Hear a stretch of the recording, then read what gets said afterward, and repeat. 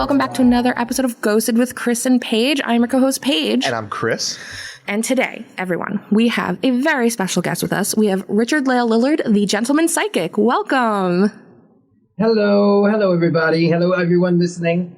Oh, this is such a great day. We've been so excited to have you on. I was going to say I was so excited to have you on. This has been, I've been looking forward for it for at least... Since you messaged us, since we connected on Instagram, we were like, oh my goodness.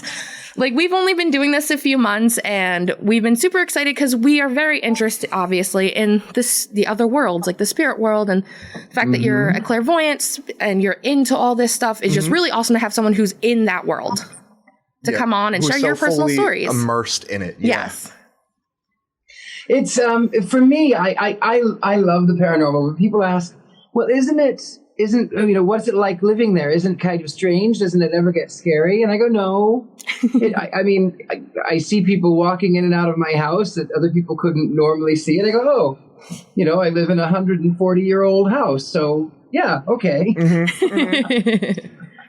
Oh man, our house, my house is 100 years old this year, and we've had some pretty interesting spirit activity. I covered it a couple episodes ago, and it's really cool when you live in it and you're immersed in it all day. It's hard to explain to other people. It's like, oh yeah, they just walk through the door, they walk through the wall, they're just kind of here. Yeah, they're just sharing the same space that we happen to be in time right now. Yeah, we just go. Yeah, exactly. Years ago, I lived in Vegas in a 1950s Spanish revival condo. It was lovely. It was south of what is the main street? Anyway, the Sunset Strip, right? I was the Strip. Yeah, so I was just 2 blocks south of the Strip. Anyway, it was in the 50s and 60s. It was that was the swank place. That was where everybody lived. And I had a woman that I saw her first. She just walked down my hallway. Sometimes she was an older woman. Sometimes I would see her as she was in the 60s, showgirl with black hair and the cone bra. I would see her sometimes. She would walk down my hallway. She would stand behind my sofa, look at me in the mirror, and then go into my kitchen. And I would go, oh, there's a woman in my house. Okay, that's fine. And, there were strange stories that happened all along that. But every Tuesday I would have a group of friends over we would have afternoon tea, and then we would have games, and then we would have dinner, and we'd have more games. And then I would read to everybody as they would fall asleep, 3 or 4 in the morning. And then by 5 and 6, 7 o'clock in the morning, everyone would get up and they would leave. It was really always a lot of fun. Every Tuesday, like clockwork. Well, one of my friends came to me privately and he said, don't think I'm crazy. You're going to think I'm crazy. I hope you don't think I'm crazy. I just saw a woman come out of your bathroom down the hallway and stand behind the sofa. Oh my goodness. So I said, well, that's my house ghost. She's fine. Later I had a talk with her. I said, listen, you're welcome to be here, but please don't frighten my friends. They don't understand the relationship that we have. That's oh my gosh. The fact that your friend had to be in confidence and be like, hey. So well, and that's the problem with a lot of people. A lot of people experience it. A lot more people experience it than they let on. But they're so afraid of being seen as insane or crazy or bizarre or weird. Or we as humans, we all want acceptance. We all want to be part of something. And when we see these things that are out of the normal, people have a tendency to go, oh, I don't want to be crazy. I don't want people to think I'm crazy. I don't want to be, so they block it all off. True. Yeah. It's you're just conditioned as you get older. It's like, oh, that's kid stuff. You don't believe in that, or whether it's from a religious aspect or something. You're just kind of like, okay, I shouldn't believe this. This isn't happening. I'm just going to give every reason why it's not happening. But sometimes you just got to lean into it. You got to be like, this is like, maybe this did happen. Like, yeah, I feel like a lot of people make that revelation as they get older, if they finally do come to terms that they aren't alone, I feel like some people start to accept it more than others. I had one of my clients come in a few days ago and explain some of the stories because I was telling him about our podcast. And he's like, I've always tried to block it out, just ignore it, to, curve the occurrences, but it never stopped. And I was like, see, you've been perceiving it this whole time, but you've been trying. to block it out, and they're trying to break through to you anyway. There's a reason. Exactly. And sometimes if you're particularly clairvoyant, even if you're trying to block it out, they will be persistent. Mm-hmm. My mother is a lovely, she's 81 years old. My mother is clairvoyant, not as clairvoyant as she used to be, but she's very religious. And throughout her 81 years of existence, she would walk into a room and she would say, "This is what had happened." Or she would see spirits. She saw the spirit of her first husband, the late husband, after he was dead, twice. Oh wow! So these things would come to her. Well, as she delved more into the church, and she was afraid of being called a witch. She was afraid of going to hell. She put on her blinders. No. But in a little town in Missouri where she lives, she was living with my sister at the time, and started seeing people walk in and out, like floating in and out of her room. And she thought, what is this? Am I losing my mind? I'm really seeing these things. What is it? I feel like they're here, and I feel like I can touch them. I don't want people to think I'm crazy. And I said to her, "Mother, you're not crazy. You know this. You know that you've always seen these things, that they've always been there." My mother's Native American. I said, "So these things that you've always seen these things. They've always been there. It doesn't, just because you pretend they don't exist doesn't mean they don't exist." Mm-hmm. True. Yeah. Yeah, I absolutely agree. Just because we are trying to shut them off does not mean anything at all. And I feel like there's so many people. It's funny that you say, did you happen to grow up in Missouri, or was it just family that happened to be there?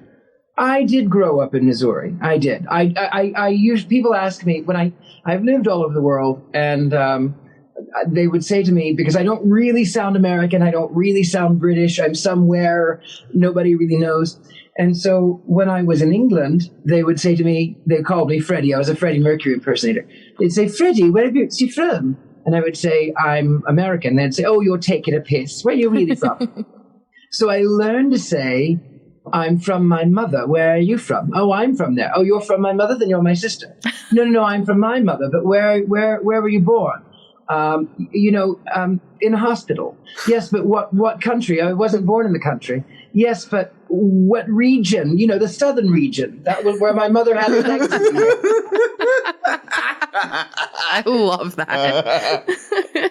So in the United States, I usually, people ask me where I grew up, and what state I grew up in, and I tell them the state of confusion.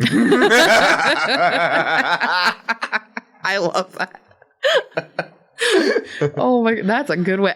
I'm just gonna start that. There you go. That is the perfect way to do that. That made my day. Roundabout. The only reason I ask is because you're not the first person to come to us and talk about their experiences in Missouri and how powerful high magic is running through that whole entire state. Absolutely. So the thing about Missouri is it is the gateway to the West. Everything happened.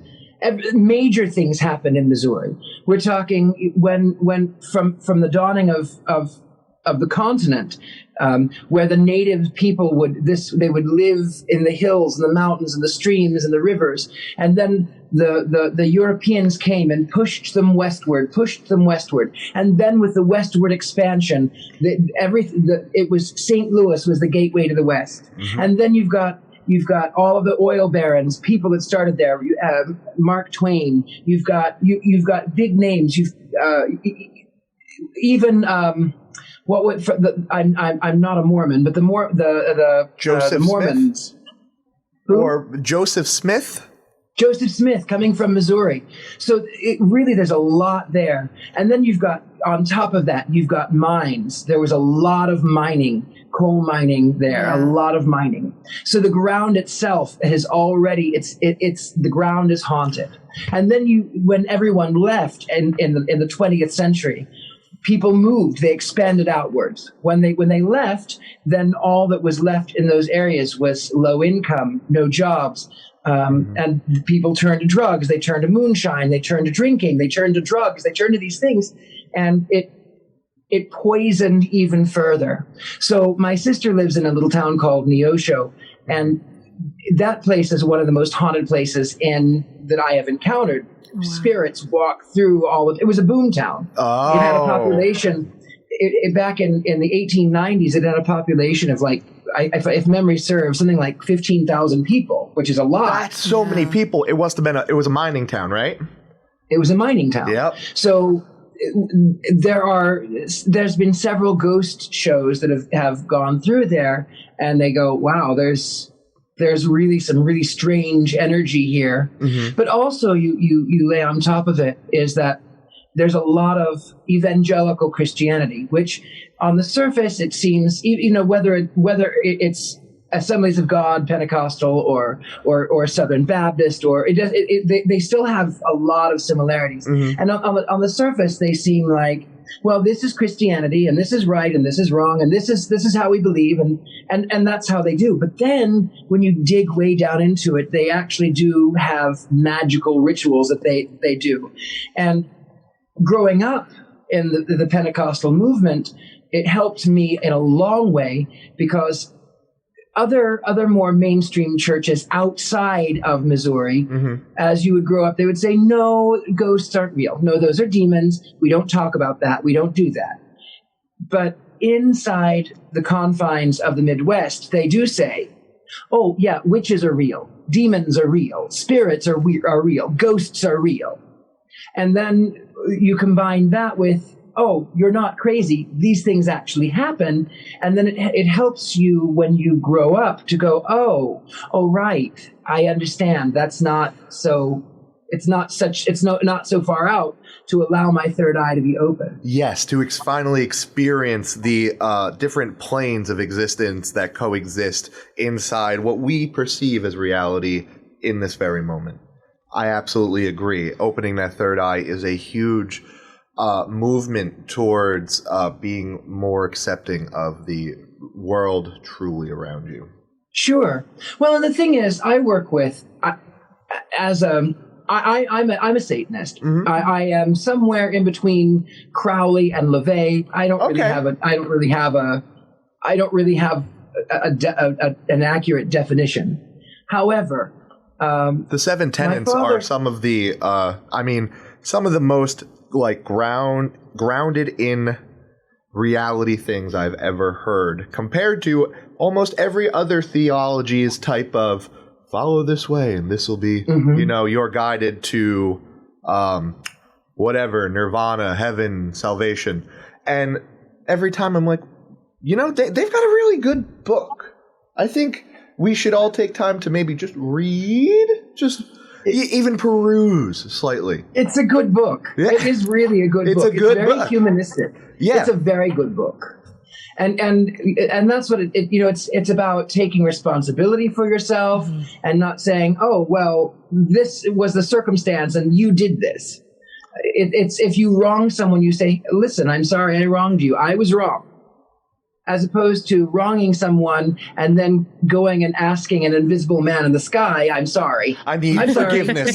Yeah. Oh, sorry. See, and that, I know not to say that I feel one way or the other, but I feel like it wipes away accountability from humanity. Sure. You're giving a lot of leeway in saying that, I can absolve everything I've done if I just say a few magic words, to a guy behind mm-hmm. a box. So I feel... Exactly. Mm-hmm. But I brought that up because my father was a Pentecostal preacher. Mm-hmm. Oh. And he was a man of sheer magic. I mean, magic runs in my family for hundreds of years, if not longer. Yeah. And so when we moved into this little town of Alba, Missouri, we moved there, and my father decided that he was going to bless the property. He was going to protect the property. He went around the entire perimeter. It was down on the river, beautiful, magical place. And he took three things as he was in this prayer going around this property. He took white sea salt, olive oil, and red thread. And he sprinkled the salt and the oil around the entire estate. And then he took the red thread and he wound it around the entire fence, around the entire perimeter. And now, as a practitioner, that's magic. Those oil it represents sort of an anointing. It represents a healing. It represents richness. It's from the earth. It's Mother Nature. The sea salt it's cleansing. We all are derived from the sea. That's where our origins are. That sea salt, it acts as a preservative. It also prevents. It's a crystal. It absorbs negative energy. And the red cord is a binding. Now, my father explained it this way. I was 5 years old. I still remember. My late father described it as the red cord is a blood pact between ourselves and God. It is a symbol of Christ's blood. The olive oil is the anointing and the blessing of God used in temples. And the sea salt, it says that the Bible says that we are the salt of the earth, that we are a preservative. So that was his rationale, but it's magic. That's magic. That right there. You said sure. I mean, you can definitely define it as that, but that right there is magic. True and pure. Magic. Absolute magic. I love that. That is so. Don't you have chills? I have chills. Yeah, I'm never this quiet. I'm just so enthralled with this conversation. I'm like, wow, this is really cool. Mm-hmm. Well, it was really lovely. I'm so grateful that I was able to grow up in that environment. There were times, though, that even with my parents involved in magic and having clairvoyance and telekinesis and these kind of things, they would still look at me and go, "Oh, that's weird and crazy. That's weird. That's weird. That's really weird." I remember I told my mother once. I said, "Mother, you know how sometimes you look at a person on the street and they're screaming at someone that nobody else sees, and you go, 'Oh, that person is crazy.' And I wonder," I said, "sometimes I know I talk to people that other people don't see, and I wonder, are people looking at me going, 'Oh, that's crazy?'" And my mother said, "Oh, don't say that. Don't say that. People will think you're crazy." I said, "Mother, I just said that. Of course they think I'm crazy. I don't care." Oh man, we've had this conversation about, people who are diagnosed schizophrenic and things like that. Is it maybe something more, they are talking to someone, like their third eye is open, and that they're not, sure. It's not this, I don't want to say not mental illness, but it's something more that we have to put some sort of label on it that makes it palatable for us. Yes. Yeah. And the thing is with schizophrenia, I'm not a professional in the medical field. This is merely my own observations, my own thoughts, my own sentiments, if you will. Mm-hmm. So I believe in multiple dimensions. Yeah. In fact, most scientists actually are now coming around to that, going, "Yeah, it's possible there's more than one, more than what we see. It's possible we have dark energy, dark matter." Mm-hmm. And it's more along the lines of like dark gravity. Nobody really knows. We can kind of see its effect. We don't really know what it is. Yes. So, and it's the same thing. So, in Hinduism, in Buddhism, in shamanism, a lot of times people will take these wise people will take some sort of hallucinogenic drug just to open themselves up to that realm. Even in the old days, witches were told that they could fly because they were taking hallucinogenic drugs, mm-hmm. and they believed they were flying. Now, where this comes to the schizophrenia part of it is that these people are already in that state. Yeah. There's something that is not firing correctly inside of their brains. So their brains are already in that realm. They're already reaching a higher space, mm-hmm. but the problem is that they haven't figured out, they don't know how to control it. They don't know how to bring themselves back. Yeah. And that in itself is very scary. That's why oftentimes they're violent, because they can't control it. They can't, it's scary to them. Mm-hmm. And it manifests and they itself can't say, as frightening. Exactly. It's very frightening. For those of us, I don't do any sort of hallucinogenic drug, but for those of us who are into the magic realm, we have ways to bring us back, mm-hmm. so that we don't go over the edge. But crossing those people the void. Yeah. What was that? Crossing the void, if you will. Exactly. Well, these people, they don't have that. They don't have that means to come back. And it's really sad. It is really sad. 100%. Yeah, I would just like to say, disclaimer, we take mental illness very seriously, just for everyone Very listening. seriously. A very serious topic with us, whether it's something we deal with ourselves or someone close to us. So it's just very interesting. I've been reading a lot about people comparing the two lately. It's like, and like you said, like they're not able to come back. It is very frightening, and it 100% is very sad. In the West, we have a way of, unfortunately, the way our schizophrenia manifests is more violent, more menacing. However, in Eastern countries, in Africa, schizophrenics have their family, their ancestors contacting them. I'm wondering if maybe culturally, the possibility of America's extremely violent upbringing, if it was a big bang, it sure would be a big bang. No, I agree with that concept. Maybe, wholeheartedly. I mean, I live in Los Angeles, and it's a tough place. I mean, no matter what economic bracket you're in, Los Angeles is tough, and it can be really. The air is toxic. There's traffic. And then you add on top of it the fact that these people are hungry. These people are oftentimes they're cast out onto the street. It's harsh, and there's a lot. They are fed energy. It's sort of like in a ghost exploration or investigation. One of my biggest pet peeves is when people come in and they scream obscenities at the spirits. Come at me, come at me, come at me, come at me. Antagonizing. Prove yourself. Yeah. The way that I view energy is that first of all energy wants to be respected. All energy. It doesn't matter if it's a lower form or not. It knows when it's being disrespected. It always knows. So if you were to go into, for instance, imagine even these people on the streets who have suffered from mental illness, or people who are in asylums, or people who have passed over, or people who are in drug use. Imagine these energies as a dog. Now, this dog has been abused, it has been abandoned, it has been kicked, it has been hurt, it has been harmed, it has been yelled at, it's suffering from post-traumatic stress. There's all of this energy going against it.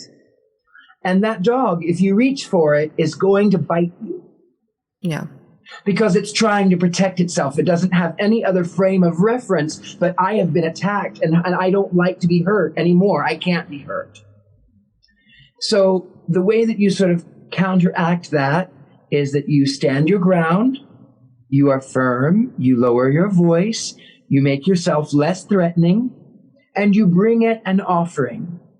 Gently bring something for the dog to chew on, or some little nibble for the dog, or some water, something that will act as a blessing, something as an offering, a gift from you to them.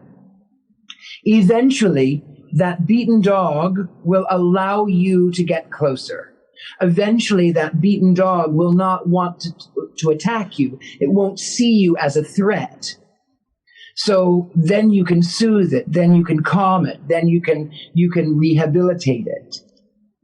So energies, no matter who they are, what they are, where they are, they want to be respected. And in the United States, there is a severe lack of respect just on a human level between person to person and group to group, and even the environment. We poison it, we pollute it, we do it for money, we cut down forests for parking lots. We don't respect the environment, we don't respect the energies that are there, we don't respect the people, we don't even respect our own. I 100% agree. The way we exploit our nature, that in what surrounds us. I come from more of a paganistic thought system of where the earth happens to be our god, because that's what gives us the ability to live as these vessels for souls in the first place, and exploiting, tainting that view, having a man-made ideal of God shaped in their image rather than taking care of and preserving what we were given to exist on seems very counterintuitive, and I'm almost 100% the capitalist nature in which we've brought it to has only accelerated this, menacing type of force. Sure. Well, and on the topic of capitalism, people ask me, what kind of thing are you? What do you do? How would you describe yourself? And there's so many things that I could do: artist, Satanist, occultist, antique collector, all kinds of things. But the major thing that I do, that I tell people, is that I'm a modern Victorian. Yeah. However, it's a modern Victorian, but I bring that up because as much as I love the Victorian era, I love that sort of that budding middle class. I love the age of excess. I love the gildedness of it. That was really the beginning of commercialization. It was the beginning of the throwaway society. It was the beginning of, oh, you have extra money? Go spend it on mourning clothes and throw it away. So even though that was Queen Victoria died in 1901. Mm-hmm. That was from 1837, I think, 1837 till 1901. She reigned as queen, and there was throughout that reign is where people started capitalizing on. The industrial complex began to accelerate exponentially with water mills and the way to make textiles, and that bloomed right in that time period of the Victorian era. And I feel like a modern take on it would almost, counteract the throwaway lifestyle of it, because it needs to be reborn. I love the idea of it. It needs to be reborn into something more sustainable. That's the one. Sustainable. Exactly. Thank you. Oh my God, I think, I'm not even going to lie, we haven't even gone like 28 minutes through it. This has been the best episode just because it's been so, we've touched on a lot of things and we haven't even gotten to to our personal stories yet. Yeah.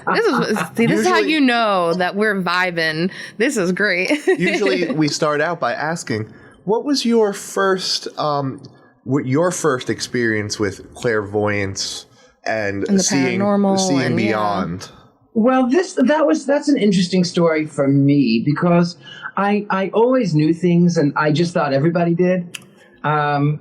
So this story is about my father. My father he died twice, mm-hmm. but I'll tell you about that. Okay. So when I was 4, almost 5, my father came down with Guillain-Barré, French polio. Yes, my grandfather died of that.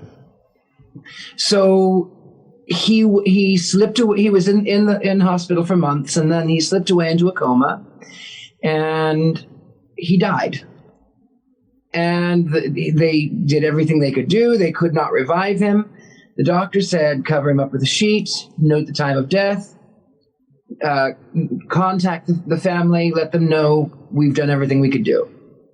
So the nurse covers my father up with a sheet, and she fills out the paperwork, and she goes to the door, and just as she gets to the door, my father said he heard her stop, and she turned around, and the footsteps came back to the bed, and at that point, my father cleared his throat, which is when bodies are dying. Those things do happen. Yeah. Sometimes muscle reflexes, right? So he cleared his throat, and she picked up the corner of the sheet, and for the first time in 3 months, my father sat straight up in that bed, and he said, "How are you today?" Oh no. Oh, wow. She must. I would have screamed. Well, she did. She screamed. She passed out cold on the floor. The doctor, hearing the commotion, comes running back in. What happened? And my father joked. He said, "Well, I don't know, Doc. I just said hello, and she passed out on the floor." And the doctor said, well, let me tell you something, son. If a corpse had raised out of bed and talked to you, you'd pass out too. Absolutely. Yeah. Yeah. So everyone in the church knew this. Everyone knew that my father was in bad shape. They knew it. They absolutely knew it. But my birthday, New Year's Eve, people were asking me for the entire month, what do you want for your birthday? And I said, my daddy's coming home for my birthday. And they would go, oh, bless. Oh, bless. Which is Southern speak for, oh, you dumb kid. Bless your little heart. You know?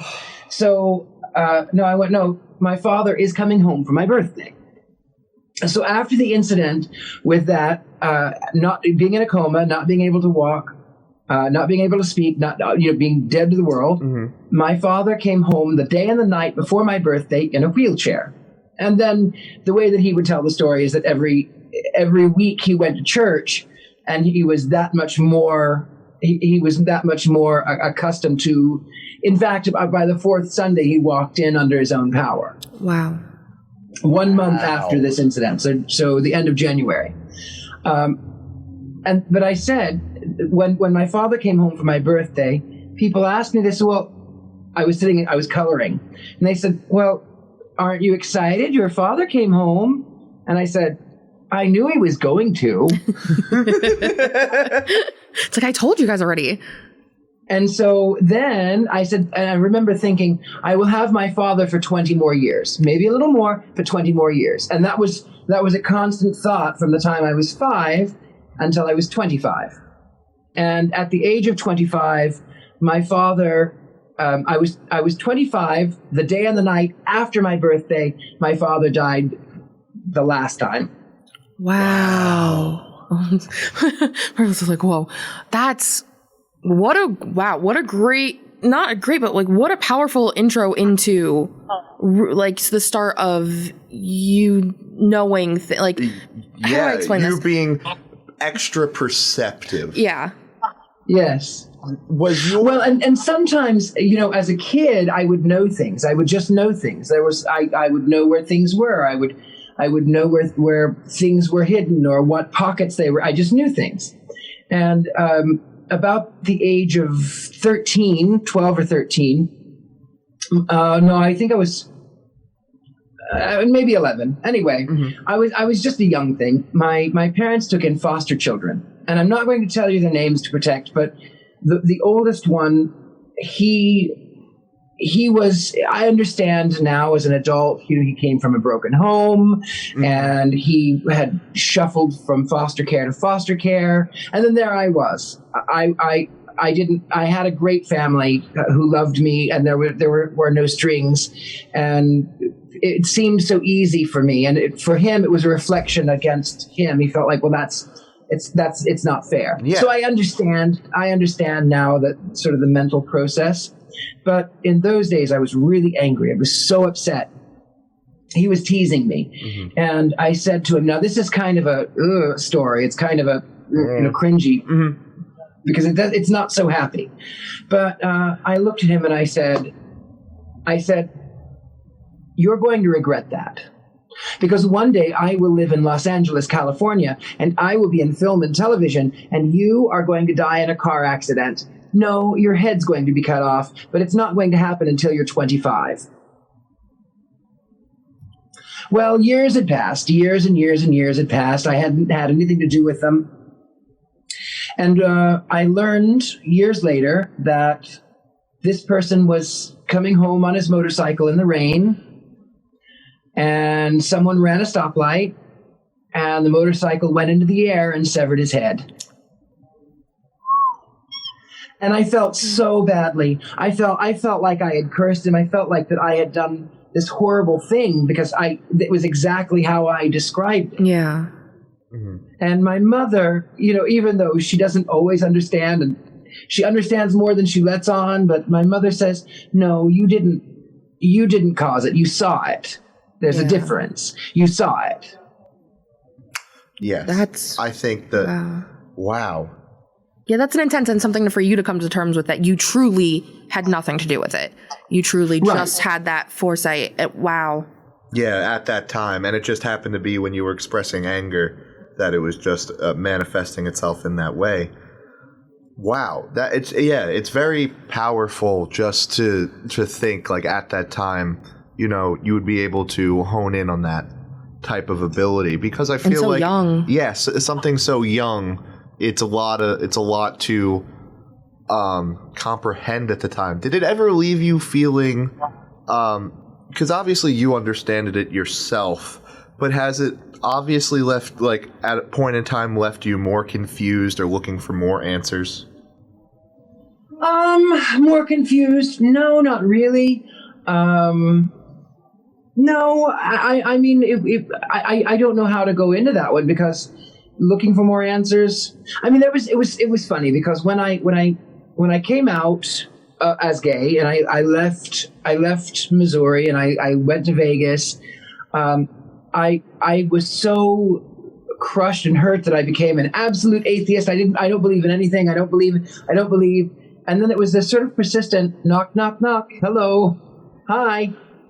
Remember all of these things? Remember? And then I went, okay, you're right. I'm not an atheist. Mm-hmm. I don't technically believe in God or gods, even though I believe in energies. Mm-hmm. I don't call them God or goddesses. I don't. I believe in energies. But I do believe that there are things that we can't explain. Yeah. 100%. Same here. No, I absolutely agree with you.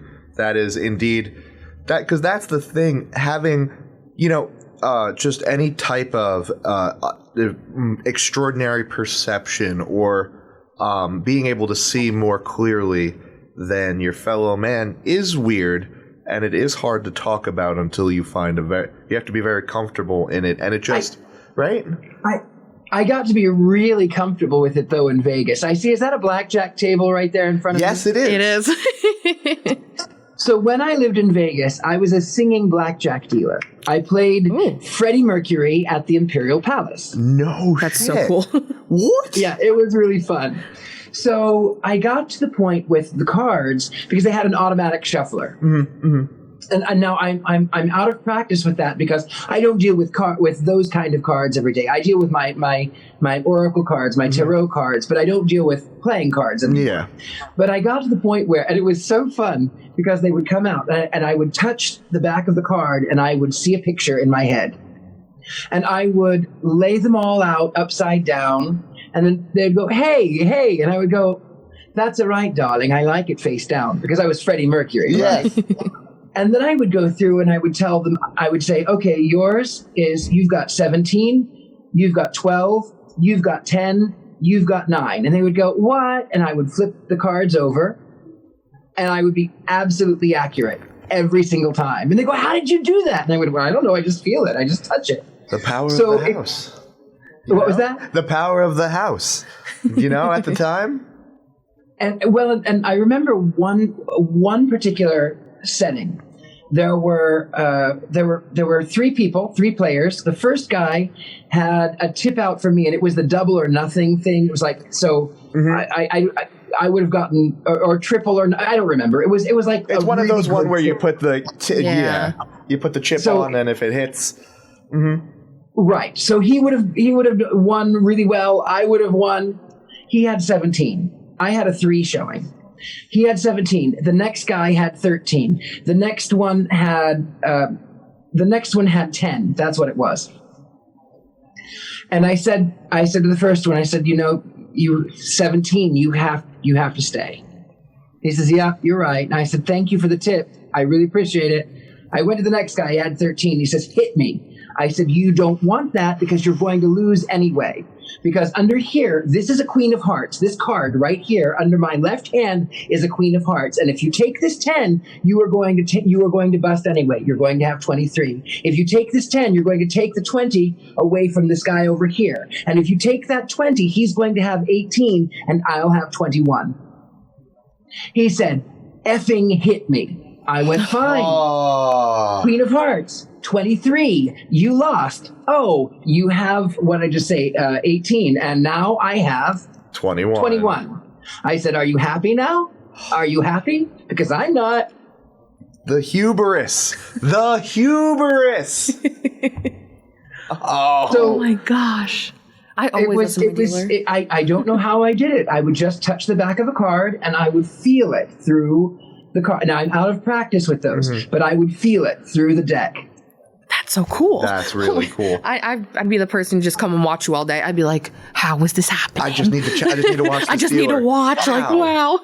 Oh my gosh. At the point in time, you were Freddie Mercury, so you got really a double show at that point. This is true. It was so much fun. Sometimes in the roulette too, we had the blackjack and then we had the roulette inside of that pit, and oftentimes I would spin it. And then I would. Once all the bets were already placed, I would say, it's going to be red 23. And then it would go clink, clink, clink, clink, clink. And then go, why didn't you tell me that before? And I'd go, I didn't know until about 2 seconds ago. It's like, you gotta wait, baby. That's the game. It doesn't work like that. Yeah, if I knew those things for myself, I would go play the lottery. But I can do it, but it's usually at just a few seconds before. That makes sense. I feel like that might be. I mean, just from a perspective alone of being a creature in general, a few seconds beforehand is more than enough time to make a decision or reroute your decision. And I feel absolutely well, and you're right. It is sort of genetic, and being a creature, being human, we are animals. It is that developed sense of, there's a split second here. If there's a fox coming, if I go this way, no, I'll go that way. I feel like it's just enough time to change. Yeah. Yes. Oh man. Oh, this has been the most fantastic. Oh my God. Oh. Richard-Lael, this has been beyond amazing, and I appreciate you. I do have to tell you though that I learned I don't lay it all out on the table, because years ago when I lived in San Francisco, I have friends who are they're lovely musicians, and they were looking for a Mick Jagger tribute because they were in a Rolling Stones band. And they said, well, you do Freddie, but maybe you might be able to do Mick, which is not, they're completely opposite because, well, Freddie it's sort of opera and it's, whereas Mick is very throaty.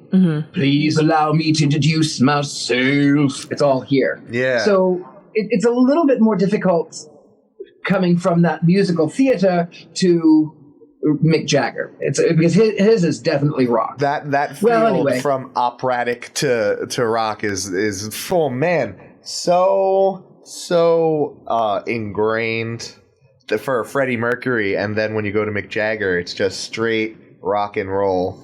So straight rock. Yeah.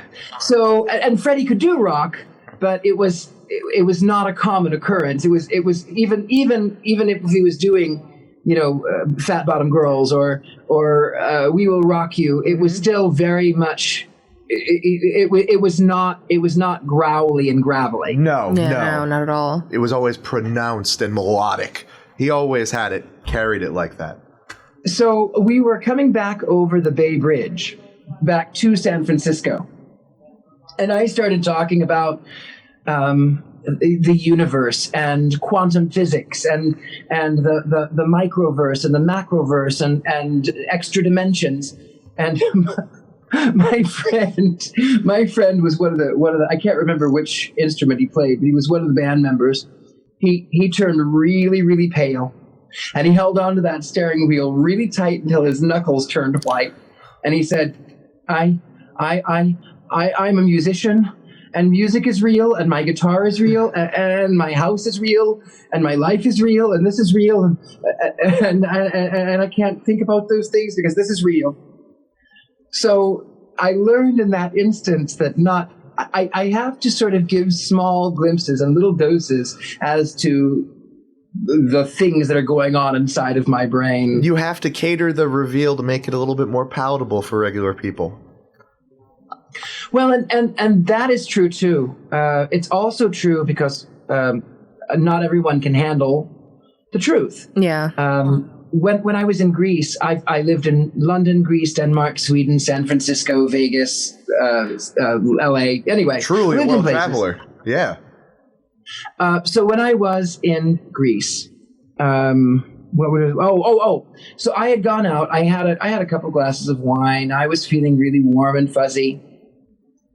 And there was a group of people that were gathered around me because, why not? I'm out. Mm-hmm. So I turned to the woman. This woman next to me said something, and I said, "Oh, thank you, Mary," or whatever her name. I said, "Thank you, Mary." She says, "What'd you call me?" I said, "Mary," or whatever name that was. She said, "Why did you call me that?" And I went, "Because it's your name." She says, "It's my middle name. Why did you call me that?"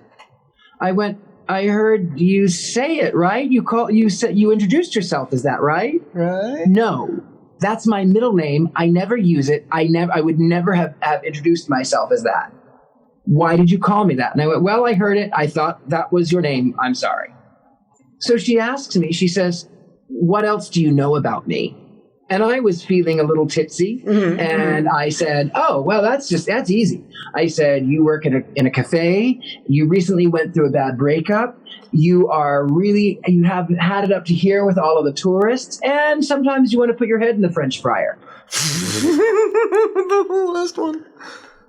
And she burst out in tears. She said, "Why would you say that? Nobody knows that but me. I haven't told anybody. Why would you say that? How would you know that? Why would you do this? Why would you tell me? How did you know?" And I went, "Well, you asked me. What do you want me to? I saw it. What do you want from me?" And then her friends got all up in arms, and they had threatened to beat me up, and they were going to call me out in the street. And I went, "Listen, she asked me. I just told her what I saw." Yeah, seriously, you were just letting on the information you had. Don't ask questions you don't want answers to. And that's why I've learned now a little bit more tact. So if someone asks me what I know about them, I say, if it's public, I say, "Can we go somewhere privately?" Mm-hmm. So that's number one. Mm-hmm. Number two is I will roundabout in a way that I go, "Listen, I understand what you're going through. This is what I see. I know that you've got anxiety. I know that you've had thoughts of death, thoughts of suicide, and I want you to know your life is worth it. Your life is worth living. You have a lot to be thankful for. There are people who love you, and you really need to breathe. That's the main thing, is breathe." True. Wow. I have all the chills. Yeah, seriously. I'm just like, I'm cold. Wow. I can't even begin to imagine.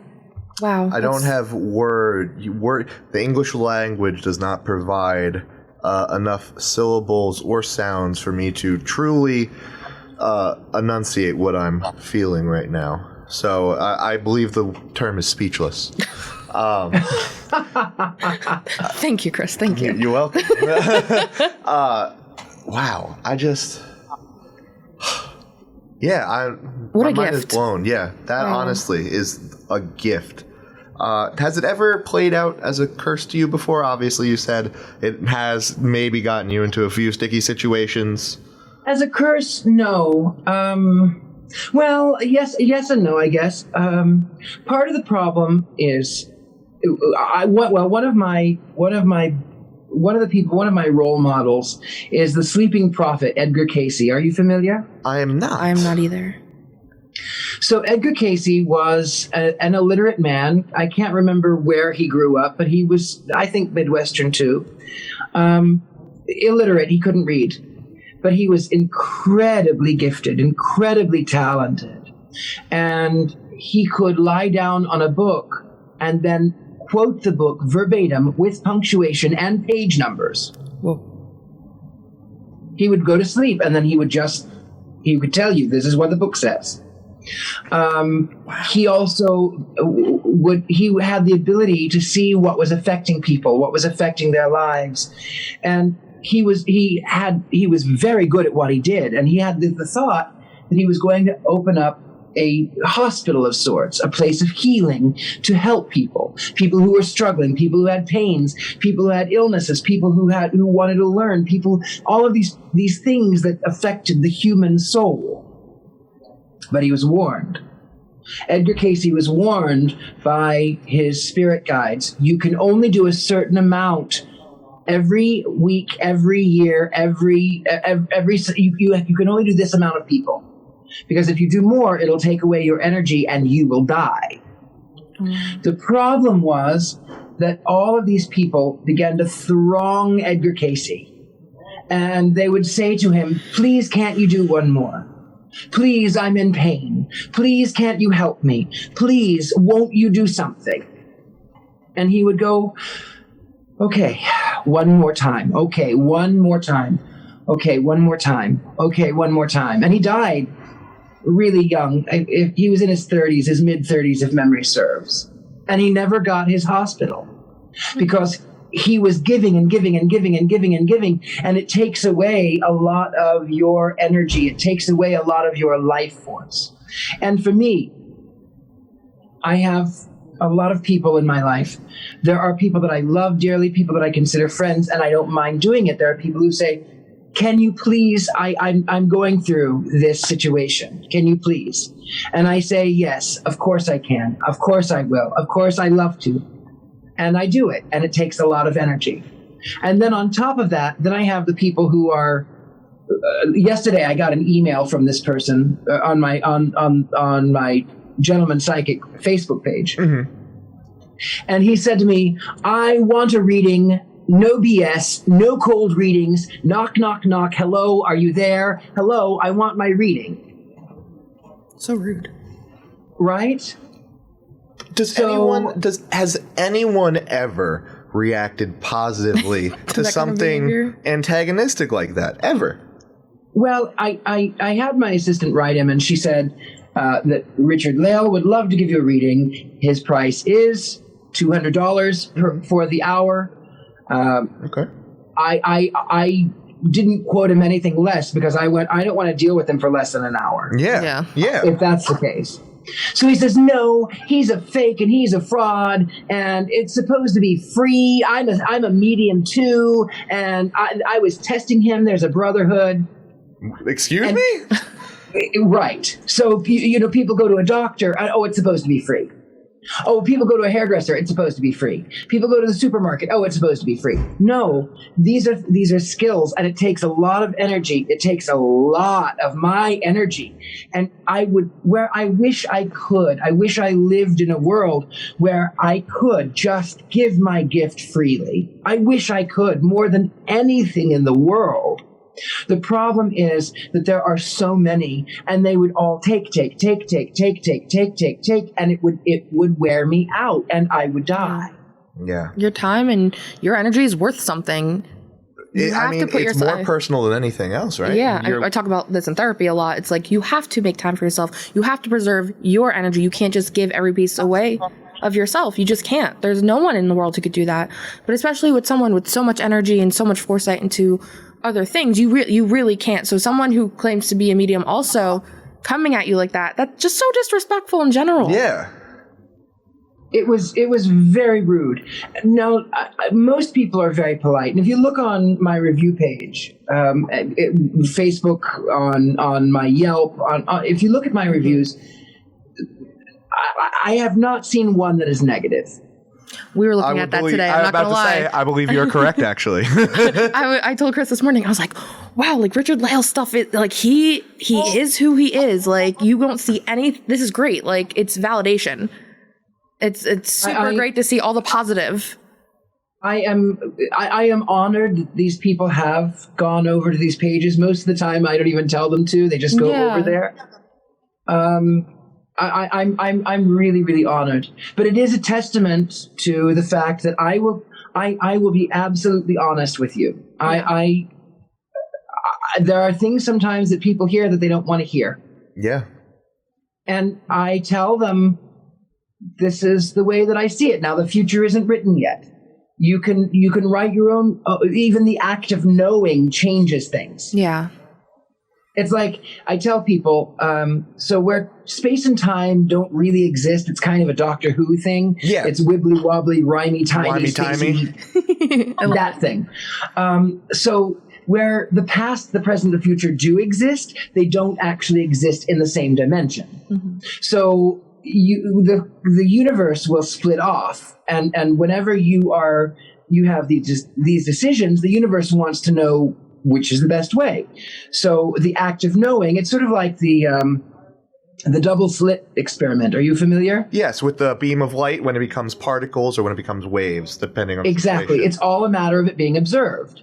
The act of observing it changes it from a particle from a wave to a particle. Yes, just the very act of watching it happen. In quantum physics, supersymmetry, if anyone is interested, affecting one of the quarks, and that effect would be observable on that quark as well if you're looking at it. So, yeah, I'm glad that the world of science is able to delve into these things where we still truly, absolutely know nothing, but our brains are so able to sense it all the time. Well, and that is, again, on quantum physics, the part looks like the whole. In a hologram, no matter how small you make a hologram, no matter how many times you cut it, it will always look like the whole. And if you look down at the atoms, it is a direct correlation to the symmetry of the solar system, the symmetry of the galaxy, the symmetry of the universe, the symmetry of the multiverses. It all is... It's the same from the little to the little big, Bohr the micro model to macro. With the electrons, negative and positive around it, all the way to how stars having actual planets rotating around. They all mirror each other in a grander scale. Yeah, exactly. Mm-hmm. The part looks like the whole. Mm-hmm. So science is picking up where imagination has left off. In fact, it's science fiction that has inspired the future. We look at Star Wars, we look at Star Trek, we look at these things that are so far off, and great scientific minds go, wait a minute, maybe we can make this happen. Maybe there's a way that this can be true. And so that's the way that science is now catching up with the shamans and the holy people of the ancient times. Civilizations They're looking past. at these things and going, oh, yeah. Oh, man. This has been... Oh. Wow. Yeah, I mean, I just love having the conversation in general just because I don't get to, talk about this very often. A lot of people are very afraid of, well, what if this is a simulation? What if we are the microverse and a macroverse? A battery to someone else's, We're still living and perceiving our reality as our own. So it doesn't affect us. Yeah, exactly. And that's the thing is that do I think that we are possibly in a battery or in a simulation? I think it's absolutely possible. But does it matter? Absolutely not. No, it doesn't. Oh, man. I guess since we're going to be wrapping it up, do you have anything coming up that you want to shout out? Any social media links or anything like that? Sure, absolutely. So you can find me on YouTube, The Gentleman Psychic, on Facebook, The Gentleman Psychic, at Gmail, thegentlemanpsychic@gmail.com. You can contact me at Twitter, anywhere, The Gentleman Psychic, or under my name, Richard-Lael Lillard. Richard-Lael is one name, Lael-Lillard, Richard-Lael Lillard. And I have something coming up with Haunted Diary. My friend Nick at Haunted Diary on Instagram, he and I have been doing, we've been sort of a collaboration, and we'll be talking about Zozo, we'll be talking about demonology, we'll be talking about, so we've been doing these classes. Check it out. We've got limited seating for the 26th. So you go over to Nick at Haunted Diary and find out there because you're going to love it. We've got other events coming up too. So I think this is going to air when the show does. Yes. We've got other things that are coming up too. So make certain that you check us out. We'll keep you posted, keep you updated. Have to follow Haunted Diary. We have to keep following The Gentleman Psychic, most definitely. And we just have to keep following everything that you get your hands into. Well, I am so grateful. The universe is so good to me, and she's not always kind, but she's always good. True. Very true. Very true. Oh, well, thank you so much again for coming on our show and being a guest. It was just a pleasure talking with you. This made my week. You truly are a gentleman, and we appreciate you. For anyone, again, find the Gentleman Psychic for all social medias if you have any questions. And if you want to reach out, if you want to reach out, to us, Ghosted WCP on Instagram. GWCP_podcast for Twitters. And if you would also like to be a guest on our show, you can reach us at ghostedwithcrissandpaige@gmail.com. All links will be in the show description wherever you listen to this podcast. Yeah, so give us a subscribe and, follow us on because we'll always be having the best ghost adventures. Oh my. And with that, we thank you and we'll talk to everyone soon. Yeah.